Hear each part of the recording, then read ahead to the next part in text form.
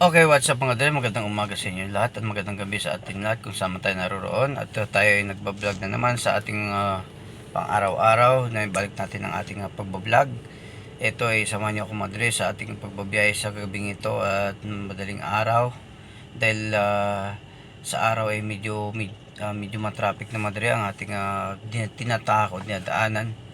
Ito ay naisipan ko na sa madaling araw na lang tayo maghanap buhay at para hindi tayo gahol lagi sa ating dinadaanan o traffic yung ating lang tinatak lagi mga dre.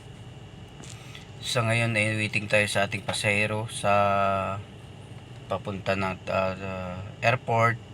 So sabi ay chat naman sa akin mga dre na 5 minutes to go bago siya bababa, kaya nandito na tayo sa Makati. So ito mga dre ay ating babantayan na lang siya para makasakay siya at pagkatapos nun pupunta na tayo mga dre sa natawag na Terminal 3. So pakita ko sa inyo mga dre kung saan tayo ngayon dito.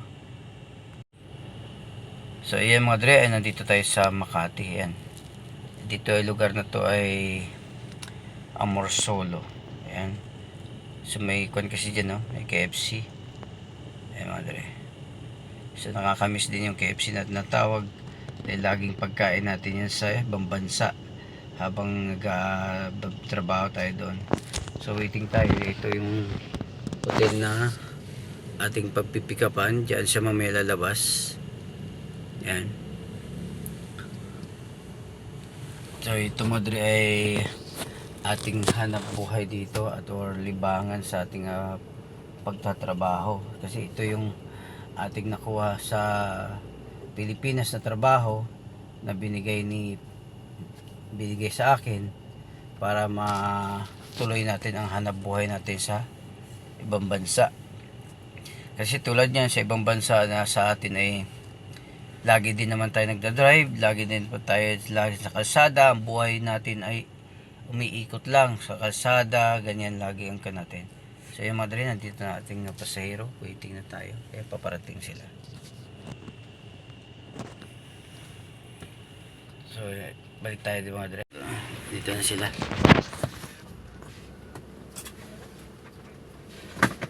Do you have more baggage, sir? That's it. They close this. Someone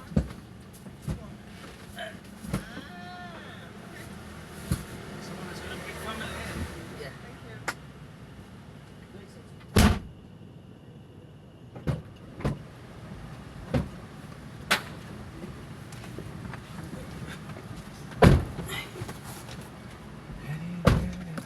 Okay sir, good morning. Going to Terminal 3, right? I do believe so. Okay. Check. Can you check what terminals?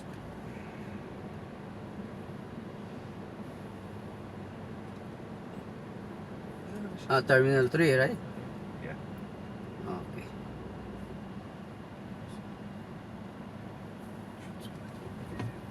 Okay, alis na kami.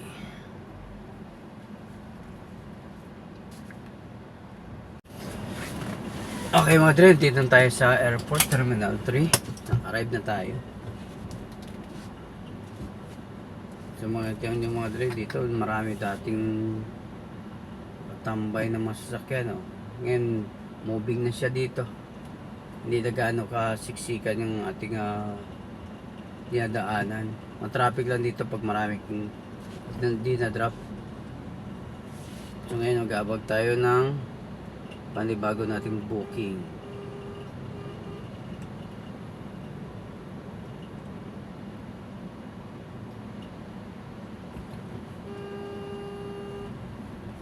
Kasi dito kailangan mabili, makuan ka lang dito, magdadrop ka lang. So ang ating next natin mamaya ay saan to? Antonio Pasig.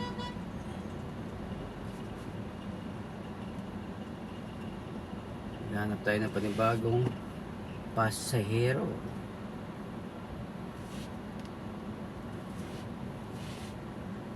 Nakakatuwa naman mga Dre yung ating pagbabiyahe. I-enjoy lang natin para hindi tayo ma-stress, hindi tayo maboboring.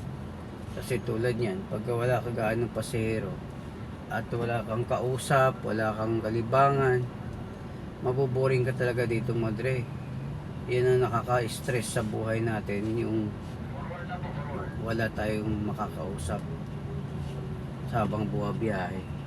Kahit may palagay mo na may stereo ka, iba pa rin talaga na may kakwentuhan kami minsan tulad yung mga tropa-tropa natin, nagkikwentuhan kami tungkol sa biyahe namin, nakailan na ba siya, naka saan sa banda, saan maraming booking. Yun, doon kami kakatuwaan mga Dre, baga kikwentuhan ba parang hindi, at least hindi mo siya maisip na yun palang nangyayari, hindi ka nabuboring, hindi ka mayayakan sa kung anong pumapasok sa maisip-isip natin mga Dre. So ngayon ay yung dawi tayo sa pa-exit palabas ng Terminal 3. Siguro ay pupunta tayo ngayon sa BGC. Doon naman tayo maghahanap ng ating panibagong booking kasi tapos ng ating drop off. Foreigner yung mga sakay ko kanina eh. Natuwa nga sila dahil kahit paano daw maaga yung dating ko doon sa kanila, waiting na ako. So at least hindi ka nag-aabol ng oras pag gano'n, di ba? Yung feeling mo lang na pagdating mo lang doon eh, sasakay na, pagkatapos nun alis ka na. Ang takbo ko lang mula Makati papunta rito 17 minutes lang, pero pag traffic papalo ng kanyon mga 30 minutes, minsan nga 45 minutes pa eh. Ang babayo biyahin mo.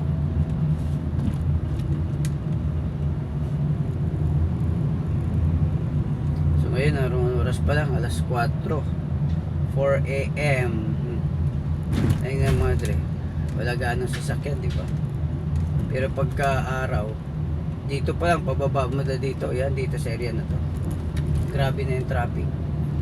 Baga bumper to bumper na, kasi nga nanggagaling sa terminal tapos mag-i-exit na, maglalabasan.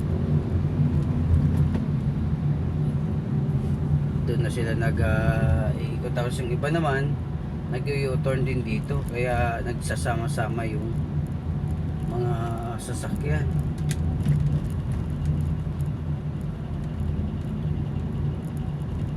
So tayo ngayon nandito na sa ilalim, going to BGC pala to. Yan, di ba kukunti lang yung sasakyan pag gabi. Nakakatawa, di ba?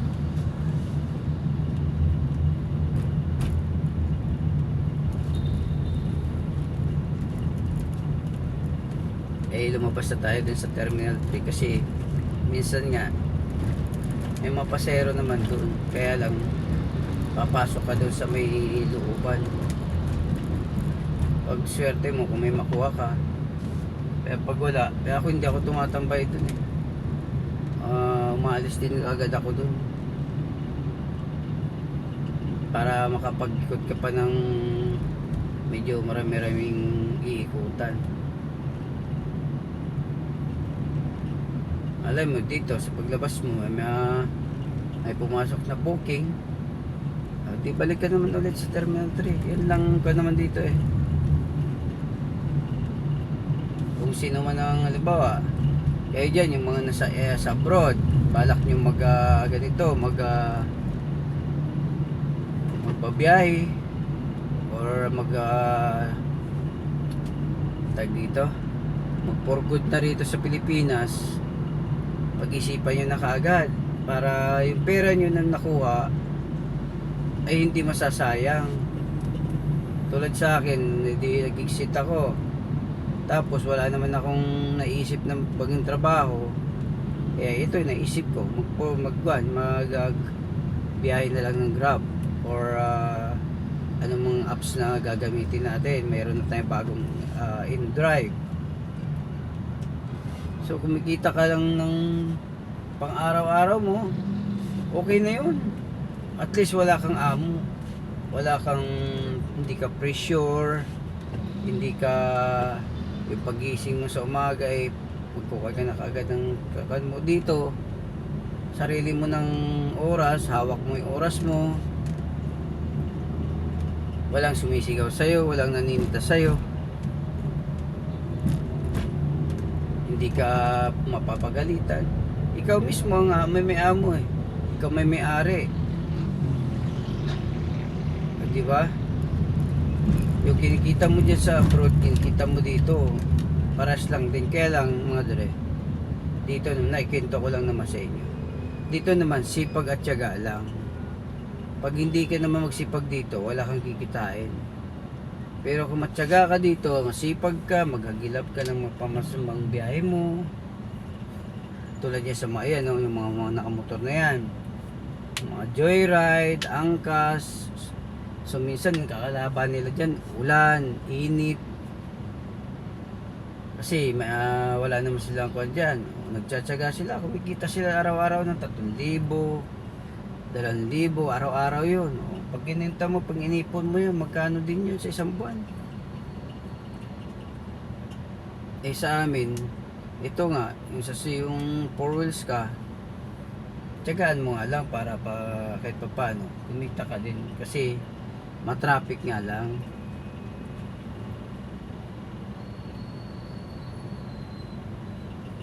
Pero yung mga motor na yan ay mabibilis yan, pwede sila sumingit-singit kung saan kahit matraffic.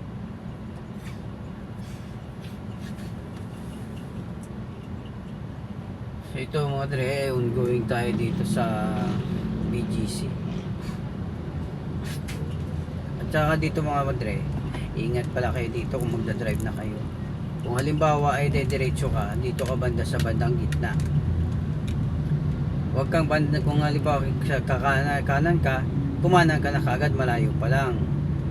Tapos sa kaliwa naman, kung kakaliwa ka, malayo pa lang, kung masok ka na sa bandang kaliwa. Pero kung dediretso ka, sa kanan ka. Kasi pag oras na kakaliwa ka, kakanan ka, doon pala sa may bungad, ay mahuhuli ka doon. Surfing ang abutin mo doon. Kanila doon, mahuhuli ka kagad. Gano'ng kahigpit dito. Hindi ka tulad sa ibang bansa, kahit pagkakuan mo, liko ka na kaagad. Okay na, wala naman nanguhuli. Eh dito, maraming mata rito. Maraming nagbabantay. Akala mo wala, pero nakatago. Pero ingat-ingat lang din. Sundin lang natin yung batas natin dito sa Pilipinas. Hindi naman tayo mahuhuli nun. Kasi tulad yan, pag ikaw ay pasaway, kamote na tinatawag, eh talagang mahuhuli ka. Eh magkano yung penalty minsan? Instead nakikitain mo na, eh ibibigay mo pa dun sa kanila para mabayaran mo yun. Tama, mali. So yun ang gagawin lang natin mga dre, mag-ingat-ingat na lang tayo. Bago tayo bumayahe, mag-pray muna tayo at igagay tayo ni Lord para sa ating pagbiyahe sa araw-araw na ilayo tayo sa mga disgrasya. Ganun lang mga dre ang ating ako yung ganyan lang din mga dre, yung rotation ko sa buhay ko sa araw-araw. Trabaho, driving, pag-uwi. Minsan nga nagka-karpintero po sa bahay dahil ang bahay ko eh hindi pa tapos. So pagka may time ka, ayun, paunti-unti matatapos din naman yung mga dre. Eh kaysa naman na kung marunong ka din naman kahit papaano, at least hindi ka na magbabayad ng tinatawag nating manggagawa o labor. Hindi ka karpintero. Eh karpintero ngayon dito, ang per day nila patalo pa nga tayo dito dahil ang per day nila ay mahal na. Minsan nga may 1,000, depende sa klase ng skills na hawak nila. Pinakamababa 700 o 500. So sana mga dre, nag-enjoy kayo sa aking sa aking telenovela o sa aking ito, kwentuhan para malibang kayo at ako'y napapalibang din sa kwento sa inyo. At sinishare ko lang din ang aking mga karanasan dito. At hindi kayo maboboring. Yung mga nagusto dyan nang namimiss nyo yung Pilipinas, yan, nakikita nyo na yan. Lagi kayong kuwan dyan. Parang namamasyal lang din kayo dito sa Pinas. Para hindi kayo malungkot. Alam ko naman ang buhay sa sa abroad. Kahit anong hirap natin dyan, anong kayod natin dyan, pero yung utak natin sa araw-araw ay dito sa ating pamilya. Kaya ang stress, hindi natin mawawala yan. Pero pag nakauwi ka at feeling mo, natanggalan ka ng tinik sa utak. Dahil nakita mo na yung buong pamilya mo. Kahit wala kang makain, makakain ka lang sa loob ng isang araw, isang 3 beses isang araw, masaya ka na nun. At least kapiling mo sila. Kapiling mo yung pamilya mo. Nandiyan tayo, kumikita tayo sa labas. Malaki nga, oo, nandun na tayo malaki. Pero yung tinatawag na may tawag doon pag-miss sa pamilya natin, hindi matutumbasan ng pera yan.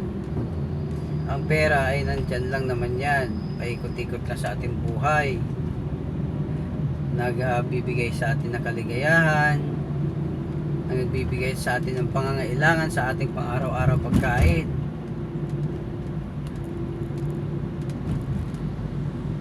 Pero pagkatapos noon, pag naubusan ka ng pera, wala na naman. So at least yung pamilya mo, makasama mo sila. May bigay mo yung kaligayahan na masaya na sila noon. So putuloy ko na muna mga dre ang atin ay dito na tayo sa BGC, baka may pumasok sa ating booking. Pero ipakita ko muna sa inyo dito yung natawag na pasyalan dito sa may Grand Canal or sa McKinley. Ito kasi papunta to ng McKinley. Ito, yan ganyan tulad niyan. Kailangan dito ka na kaagad sa kanan. Pagkakanan ka kasi pag hindi mo sinunod dyan yung araw, nahuli ka. Pero diyan dito, pwede ka dito kumanan. Yan. Kumanan ka na dyan. Pwede ka na dito dumiretso ka agad. Dito pag December dito, yan, daming ilaw dito pag December, maraming kanyan, maraming nilalagay ng mga Christmas lights, nilalagay ng mga kung ano ng design. Pag nakita mo, nakaka-relax, nakakawala ng pagod. Ayan, dito, diretso ka lang. Ang tinatawag na Grand Canal ay dito sa loob. Ayan, pagkalagpas mo lang ito na pedestrian, dito, ayan. Tapos kakanan ka na dito sa may pedestrian. Pero hindi tayo papasok dyan. Ayan. Dito, ito yung Grand Canal. Ayan. So, yung mga kapwa natin riders, nagwi-waiting. Kasi wala pasahero. Tambay-tambay na muna sila. Tayo naman ay umiikot-ikot. Ito, pakita sa inyo yung Venice Plaza. Ayan. Ayan. Venice Plaza. Ayan, madre. So dito ka dito ka pupunta, yung Venice Plaza or Grand Canal na natawag. Yung pasyalan, yung may na tawag nila may ilog-ilog sa loob ng mall. Dito yun. Dito makikita yung madre. Wala namang entrance yun. Di pasya sa loob ng mall. Makikita mo lang yun. Pwede picture.